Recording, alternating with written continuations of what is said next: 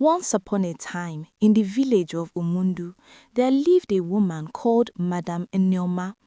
She owned a big restaurant in the village market. Villagers lined up to buy her spicy, mouth-watering delicacies.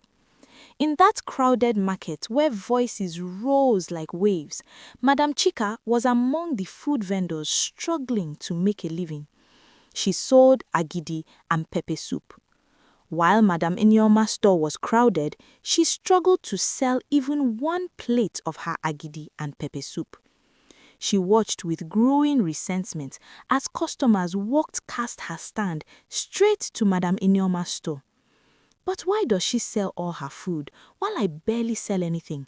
Madam Chika muttered to herself. The sun was hot that afternoon. It burned down on the zinc roofs and made the air heavy.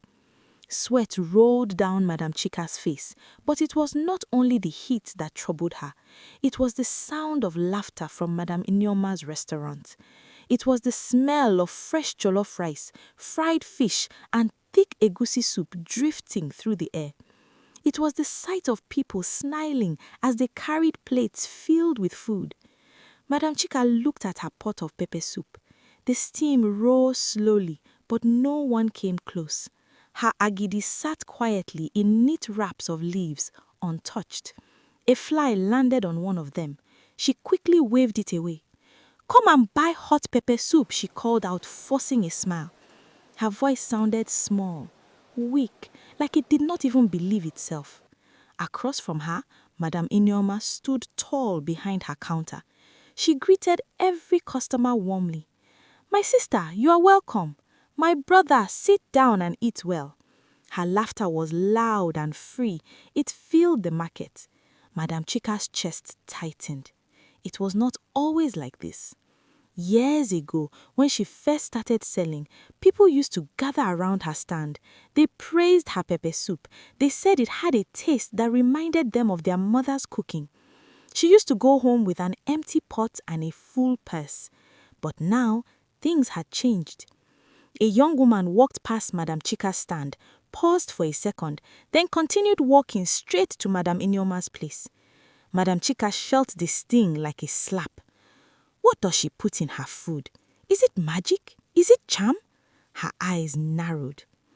That evening, as the market began to close and traders packed their goods, Madam Chika remained seated. She counted her money slowly. 1, 2, 3 small notes. That was all.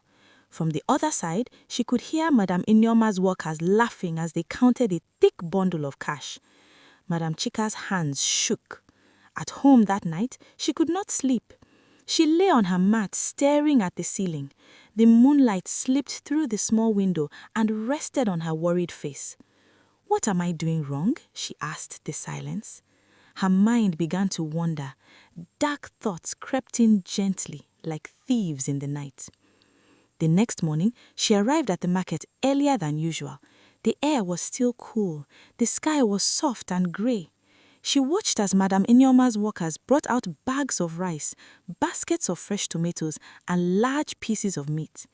Madam Chika moved closer without thinking. She pretended to adjust her wrapper as she listened. "Make sure the soup has enough stockfish," Madam Inyoma instructed kindly, "and taste it before serving. Our customers deserve the best." Her voice was calm, simple. There was no secret chant, no strange powder, no hidden charm. Madam Chika stepped back slowly. As the day grew busy, she noticed something she had never paid attention to before. Madam Inyoma did not only sell food, she sold warmth. She spoke to old women with respect. She gave children small pieces of meat for free. When a man said he would pay later, she nodded and trusted him. Madam Chika felt something twist inside her.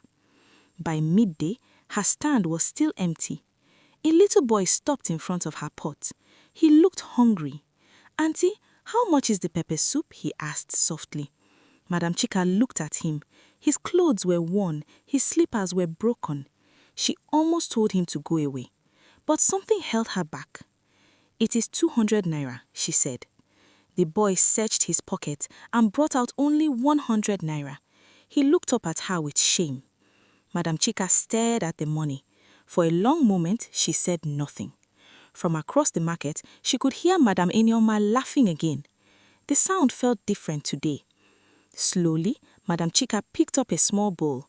She filled it with pepper soup and added 2 pieces of meat and handed it to the boy. "Take it," she said quietly. The boy's eyes widened. "Thank you, Auntie." As he ran off happily, something unexpected happened. 2 women who had been watching stepped closer. "Madam, give us pepper soup," one of them said. Madam Chika blinked in surprise. Her heart began to beat fast. She served them quickly. They tasted it and nodded. "This is nice," one said. "Very spicy." More people began to glance at her stand. Across the market, Madam Inyoma noticed the small crowd forming around Madam Chika. Their eyes met for a brief second. Madam Chika felt her breath catch. There was no anger in Madam Inyoma's face, only a quiet look, a deep look, almost as if she understood everything. The market noise grew louder. The sun climbed higher. The smell of pepper and spices filled the air. Madam Chika's hands moved faster as she served plate after plate. Her heart was filled with a strange mix of joy and fear. Was this how it started? Or was something else about to happen? Because in the village of Umundu, success never came without a test. And as the shadows slowly shifted on the ground, a figure stood at the edge of the market, watching both women carefully. The figure at the edge of the market did not move. He stood under the old Udala tree, half hidden by its wide branches. His wrapper was faded. His walking stick rested firmly on the ground. His eyes were sharp, too sharp for a harmless old man. Some traders noticed him and whispered, "Who is that? I have never seen him before. He looks like a traveler." But the old man said nothing. His eyes were fixed on only 2 people, Madam Neoma and Madam Chika. Back at her stand, Madam Chika's heart was still racing. The small crowd around her had grown. Her pepper soup was almost finished. Sweat covered her face, but this time it was not from frustration. It was from the rush of sudden hope. "Madam, add more meat," one customer said. "Yes, and give me extra agidi," another added. Madam Chika's hands trembled as she served them. She felt alive again, important again. Across the market, something unusual was happening.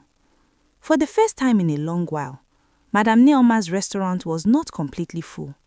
A few benches were empty. Her workers moved about, confused. "Madam, should we cook more rice?" one of them asked. Madam Neoma looked toward Madam Chika's stand. She watched quietly as more customers gathered there. Her face remained calm, but inside her chest, a slow, heavy feeling began to form. She had worked for years to build her name. She woke before sunrise every day. She chose the best ingredients. She treated everyone with respect. Now, for the first time, she felt the sharp taste of fear. Meanwhile, the old man finally stepped forward. His stick hit the ground with a steady sound. Tock, tock, tock. The noise slowly silenced parts of the market. People turned to look at him as he walked toward the center. He stopped between both women's stands. "Good afternoon," he said, his voice deep but gentle. "Good afternoon, sir," some traders answered politely. The old man turned to Madam Chika first. "I tasted your pepper soup," he said. Madam Chika's stomach tightened. You did, sir?" He nodded slowly. "Yes, the little boy you gave food to shared it with me." Murmurs spread through the market.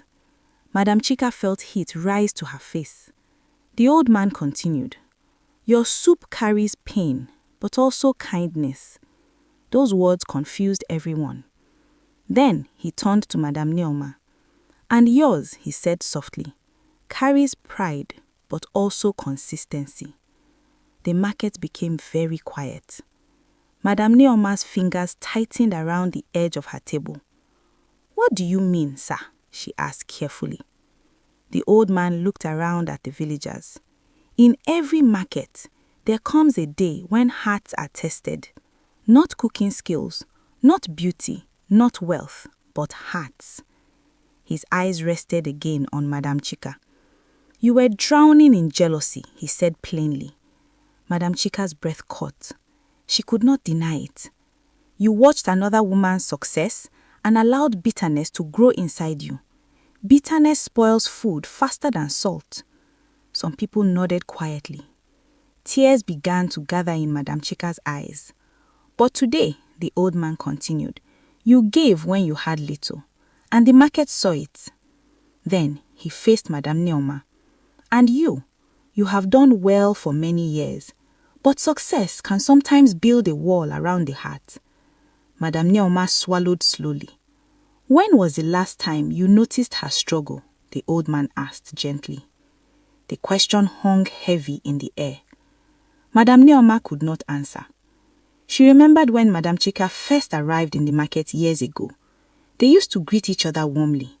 Sometimes they even shared ingredients when one ran out. But as her business grew bigger, she became busier. She stopped looking around. She stopped noticing.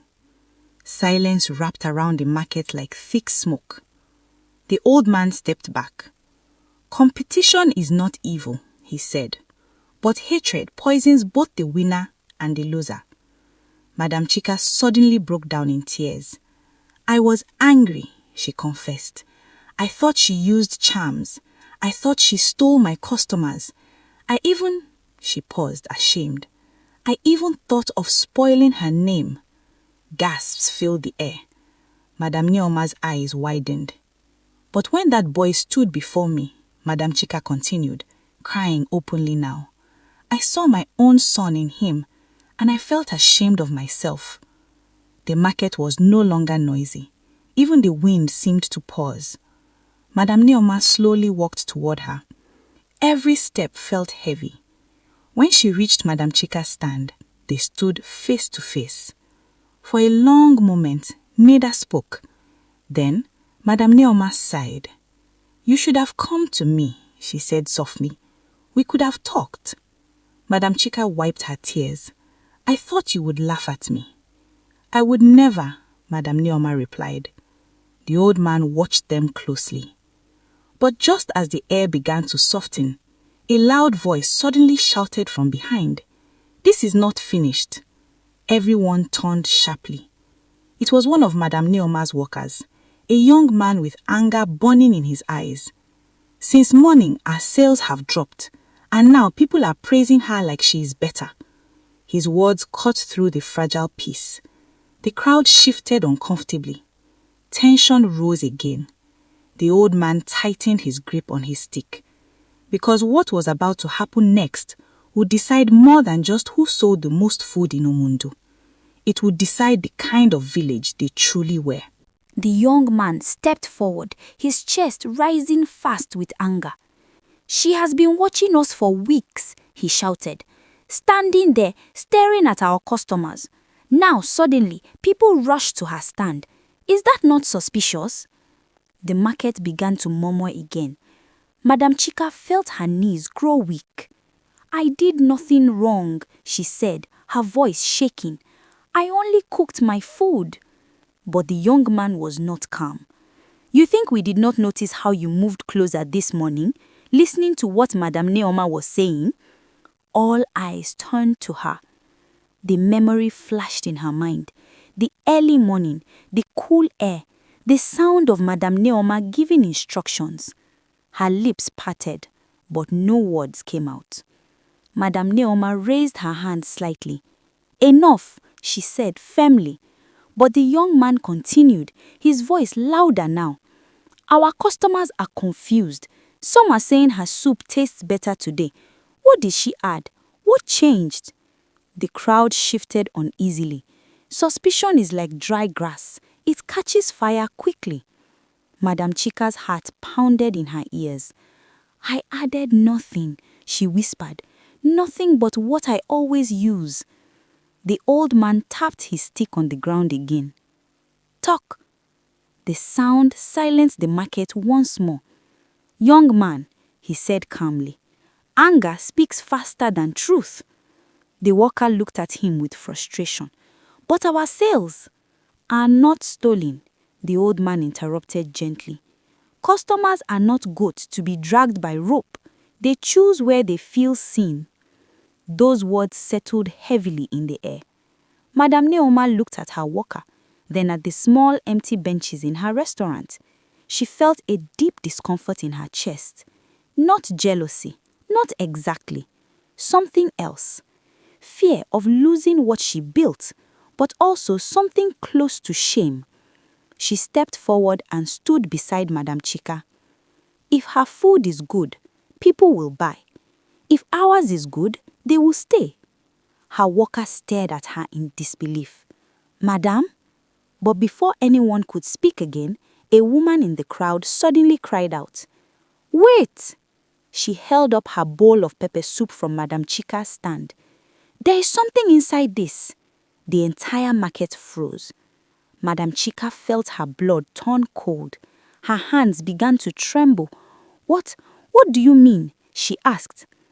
The woman dipped her spoon slowly and lifted something small from the soup. It was wrapped tightly in a piece of cloth. Gasps filled the air. Madame Chika's eyes widened. "That is not mine. I did not put that there." Her voice cracked. The young worker from Madame Neoma's restaurant stepped forward quickly. "You see, I told you something was wrong." The crowd began to step back, whispering loudly now. "Is it charm? Did she put something inside? This is dangerous." Madame Chika shook her head violently. "I swear on my children, I know nothing about it." Tears streamed down her face. The old man moved closer to the woman holding the object. "Open it," he said calmly. The woman hesitated. The market was so quiet that even the buzzing of flies sounded loud. Slowly, with shaking fingers, she unwrapped the small cloth. Inside was a tiny folded piece of paper. No powder, no strange charm, just paper. The old man picked it up carefully. His eyes scanned the words written inside. His expression changed slightly. "What does it say?" someone asked nervously. The old man did not answer immediately. He looked first at Madame Chika, then at Madame Neoma, then back at the paper. The tension was unbearable. Madame Chika felt like the ground beneath her feet was about to open. Finally, the old man spoke. "This was not meant to harm," he said slowly. Confusion spread across faces. "Then what is it?" the young worker demanded. The old man lifted the paper slightly. "It is a prayer." Silence fell again. "A prayer?" Madame Neoma whispered. "Yes," the old man replied. "A simple prayer written in shaky handwriting." He read softly. "God, let my hands cook with love again. Remove jealousy from my heart. Let me feed people with joy." Madame Chika's legs almost gave way. That is mine," she said in a broken voice. "I wrote it last night." The crowd stared at her. "I wrapped it and kept it in my apron pocket. I must have dropped it while serving." Her chest heaved now as she cried openly. "I was ashamed of my heart, so I prayed." The market felt different again. The young worker slowly stepped back. Madame Neoma's eyes filled with tears she did not expect. The old man folded the paper gently and handed it back to Madame Chika. "Sometimes," he said quietly, "what we hide inside our hearts finds its way into the open." No one spoke. The wind moved softly through the market stalls. But just as the air began to settle, a loud crashing sound came from Madame Neoma's restaurant. A pot had fallen, and from inside the kitchen, one of her workers screamed. The scream was sharp. It cut through the market like a knife. Madame Neoma turned immediately and ran toward her restaurant. "My kitchen!" she shouted. People rushed after her. Benches were pushed aside, plates clattered to the ground. Inside the cooking area, thick smoke was rising from one corner. A large pot of stew had fallen, spilling red oil across the floor. One of the workers stood frozen, pointing toward the firewood stove. "It just burst," she cried. "The wood, it cracked, and the fire jumped." Flames were beginning to lick the side of the wooden wall. Madame Neoma's heart nearly stopped. "Water! Bring water!" someone shouted. But panic makes people slow. Some ran in circles, others only stared. Without thinking, Madame Chika pushed through the crowd. She grabbed the large bucket beside her stand and ran toward the kitchen. "Move!" she yelled. Her voice was no longer small. She poured the water toward the growing flames. Steam rose loudly. Another trader joined her, then another. Soon, 3 buckets of water were thrown onto the fire. The flames shrank but did not die. The young worker who had shouted earlier stood still, fear all over his face. Madame Neoma grabbed his arm. "Stand there, do something."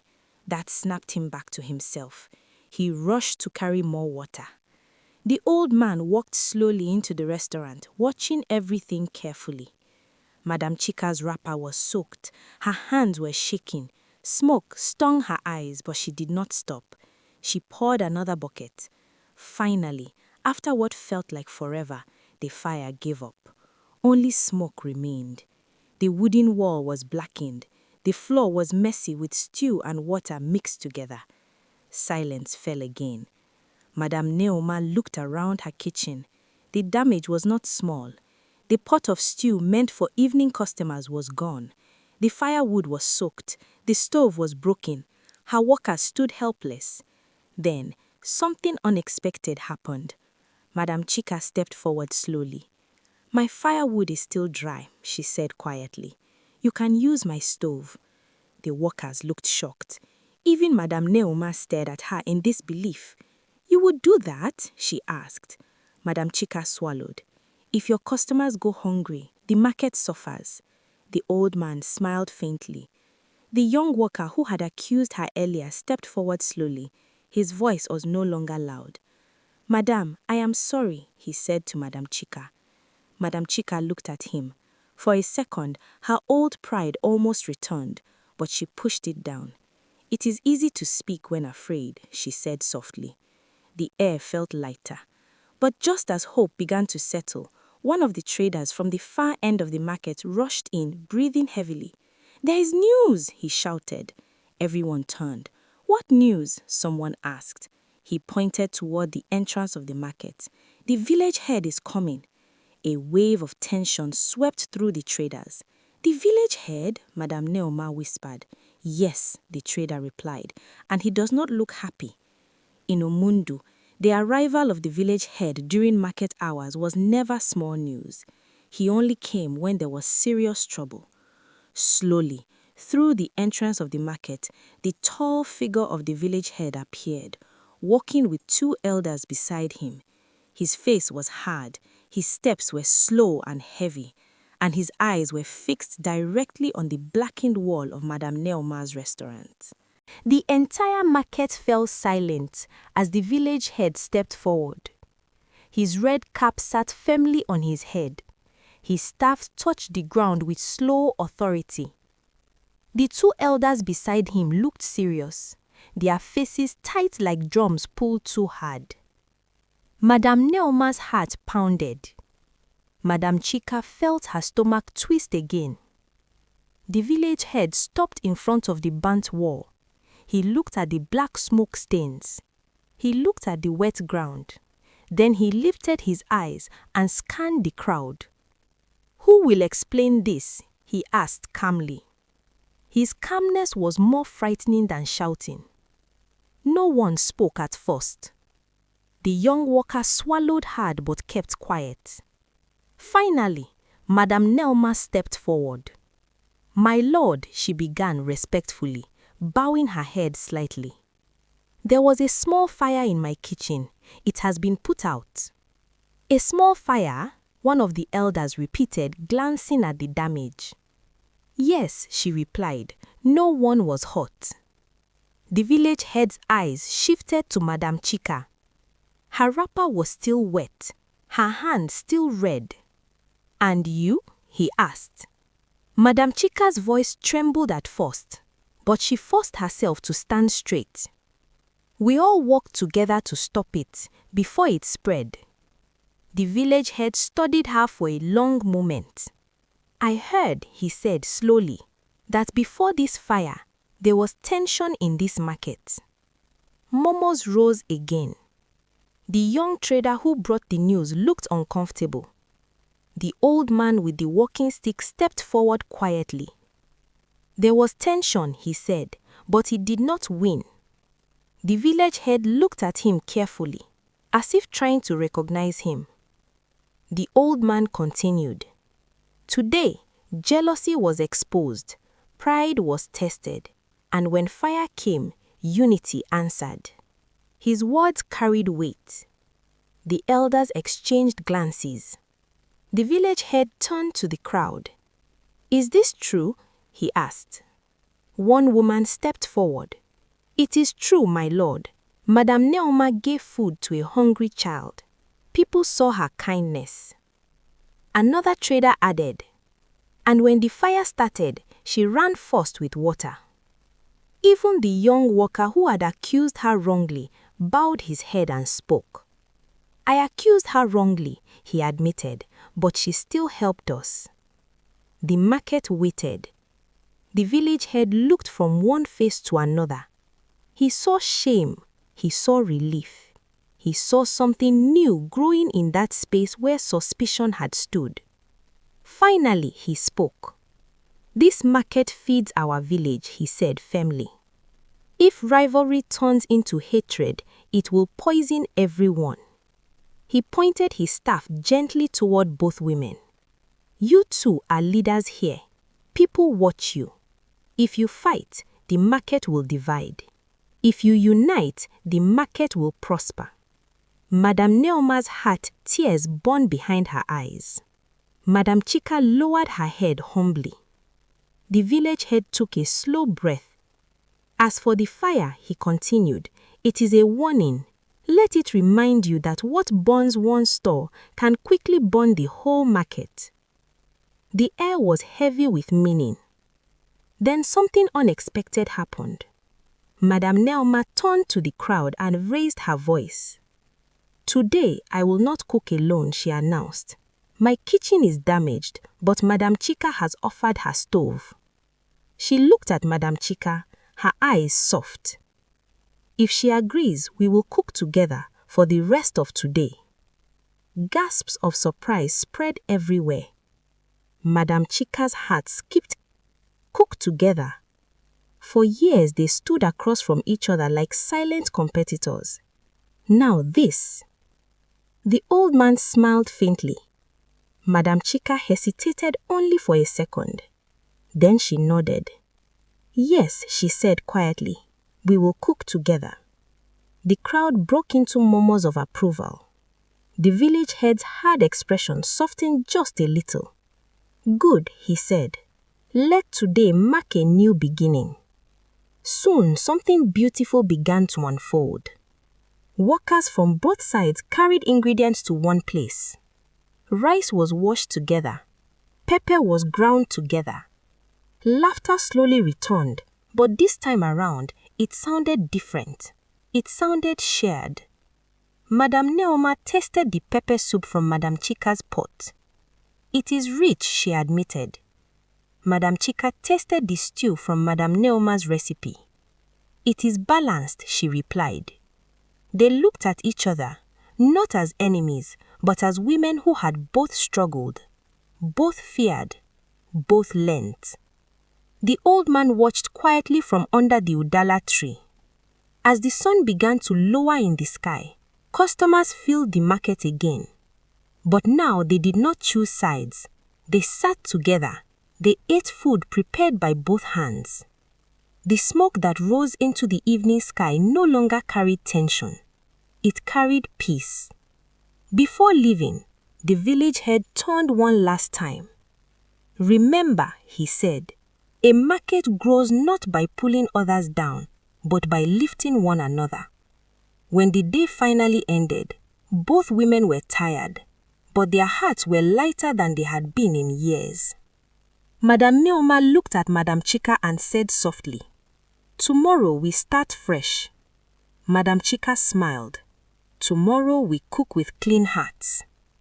And under the fading orange sky of Umundu, something stronger than competition was born. Moral lessons.